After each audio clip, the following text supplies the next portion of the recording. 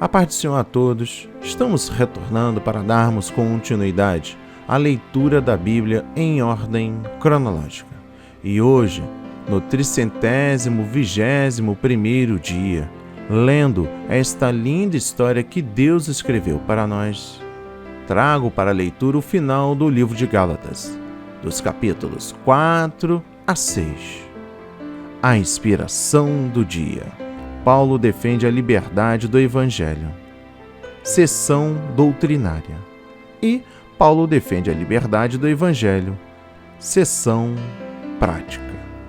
Em Gálatas, capítulo 4, destaca o versículo 2. Tutores, determinado pelo Pai. A declaração feita por Paulo aqui, embora tenha sido feita primeiramente para ilustrar a situação dos fiéis nos tempos da lei, indica que os pais piedosos normalmente cuidavam da instrução e da educação dos seus filhos. Esta tarefa era executada em casa, diretamente ou colocando os filhos sob os cuidados de mestres piedosos escolhidos pelos pais. As Escrituras indicam claramente que os pais devem fazer tudo quanto podem para assegurar aos filhos uma educação santa e cristã, protegendo-os das filosofias ímpias e dos princípios antibíblicos do mundo. O Espírito que clama, Abba, Pai. Vamos compreender a mensagem no versículo 6.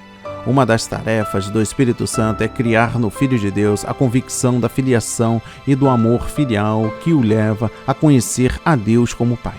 Primeiro, o termo Abba é aramaico e significa Pai.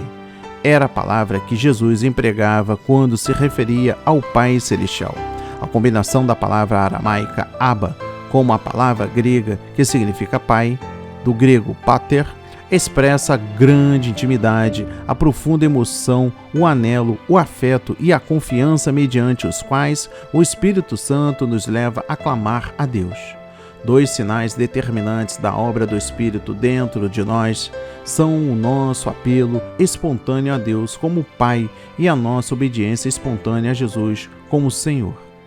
Segundo, nesta passagem, Paulo teria em mente, sobretudo, o batismo no Espírito Santo e a sua plenitude contínua, pois define nossa filiação com Deus como a causa do envio do Espírito Santo, a nós por já sermos filhos pela fé em Cristo, e Deus derrama o Espírito em nossos corações.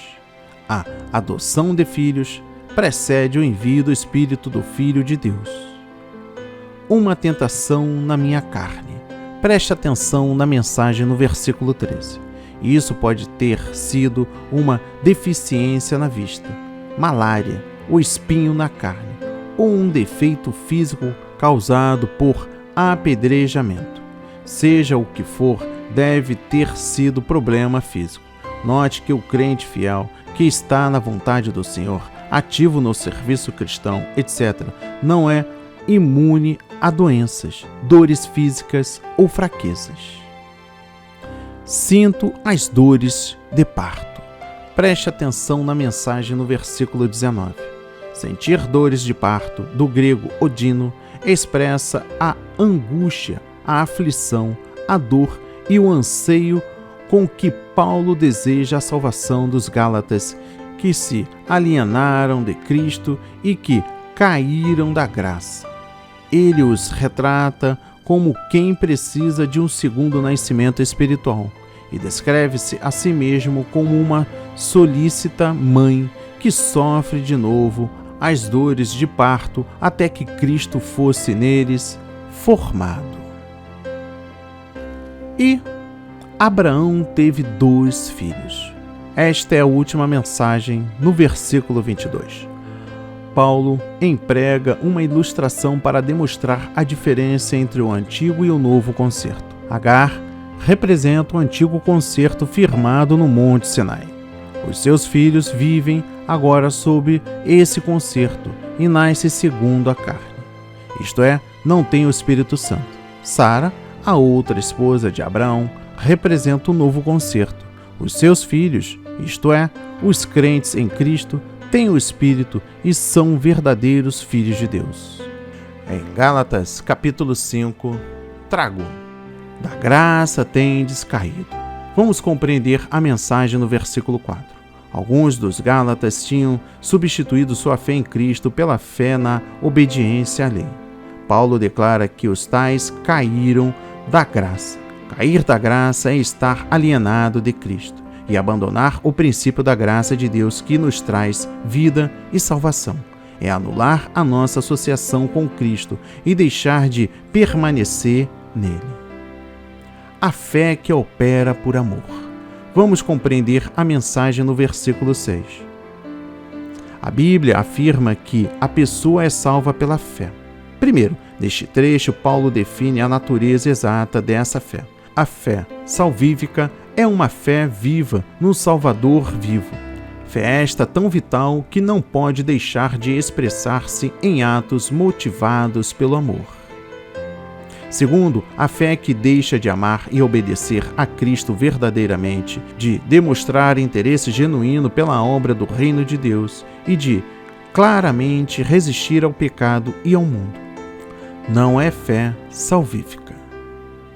Impedidos de obedecer à verdade. Preste atenção na mensagem do versículo 7.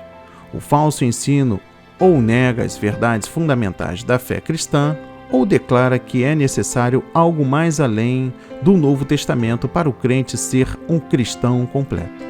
Primeiro, todo o ensino cristão deve ser averiguado pelo teste da verdade apostólica, isto é, o ensino em evidência conforma-se com a mensagem original de Cristo e dos apóstolos conforme o Novo Testamento? Devemos fazer das duas seguintes perguntas. Algum ensino omite parte da mensagem apostólica ou acrescenta-lhe algo extra-bíblico, embora reconhecendo a mensagem apostólica?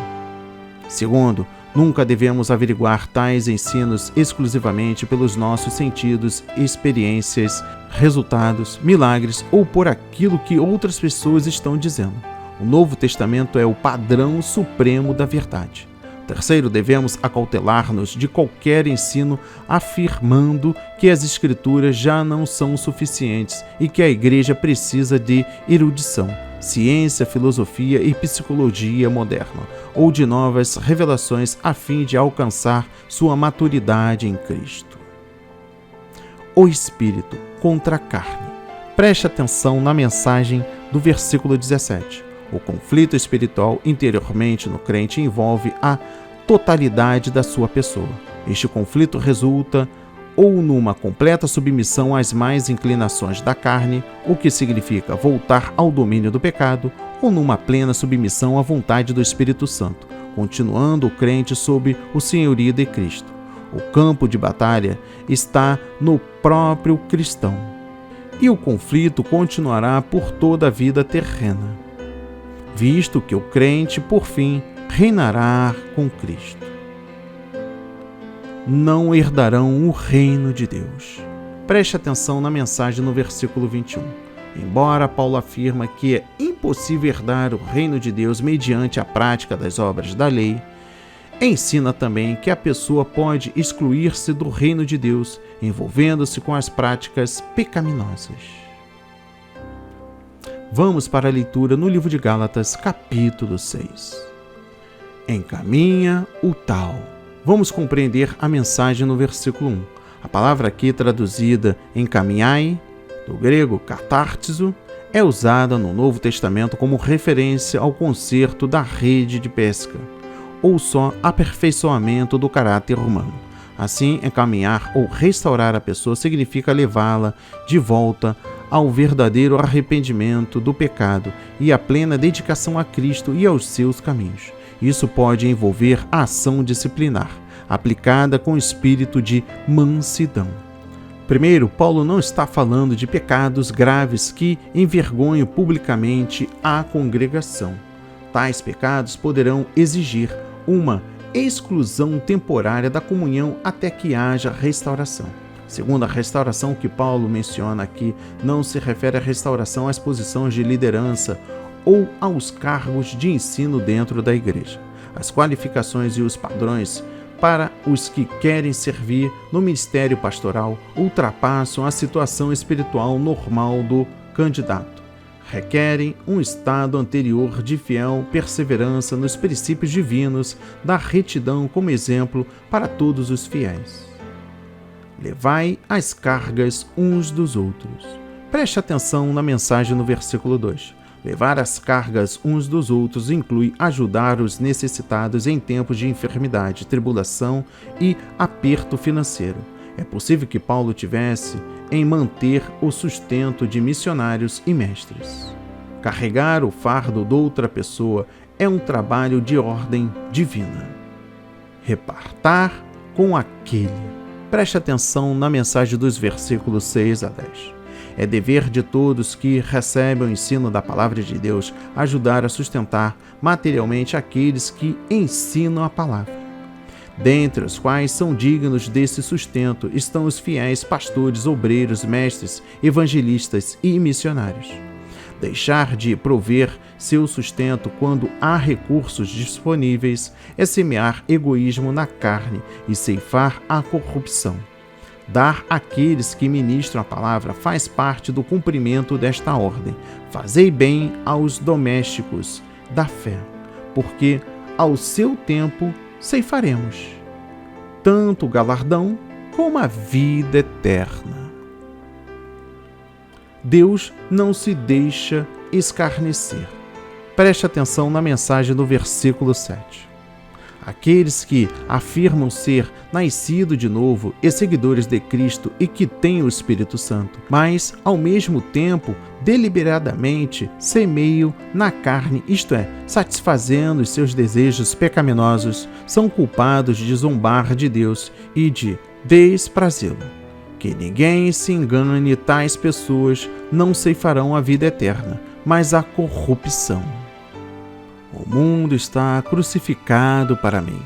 Preste atenção na mensagem no versículo 14. A cruz de Cristo, que representa a morte horrível que o Salvador sofreu em prol da nossa salvação eterna, passa agora a ser a barreira mediante a qual o mundo está isolado de nós. E nós, do mundo. O mundo significa tudo quanto se opõe a Deus, ao seu reino e à sua justiça. Primeiro, os que fazem da cruz de Cristo a sua vida, a sua glória e ao seu triunfo, já não estimam nem amam o mundo com todos os padrões, valores, opiniões, honrarias e modos de vida por ele aceitos. Segundo, sermos crucificados com Cristo inclui sermos crucificados para o mundo. Não há maneira de compartilharmos da salvação e da glória da sua cruz, senão virar as costas a todos os prazeres mundanos, pois estes desviam nosso coração de Cristo e da sua presença conosco. Israel de Deus. Preste atenção à mensagem final no versículo 16. Este termo se refere a todo o povo de Deus, debaixo do novo concerto, isto é, todos os seus salvos, tanto judeus como gentios. Isto quer dizer que todos que pela cruz que nosso Senhor Jesus Cristo estão crucificados para o mundo e se tornam nova criatura, constituem-se no verdadeiro Israel de Deus. Que a palavra de hoje toque o seu coração, transforme a sua vida para a honra e a glória do Senhor. Leia a Bíblia diariamente, pois este é o verdadeiro canal que se aprende, conhece a verdade e ouve a voz de Deus. Amém e graças a Deus.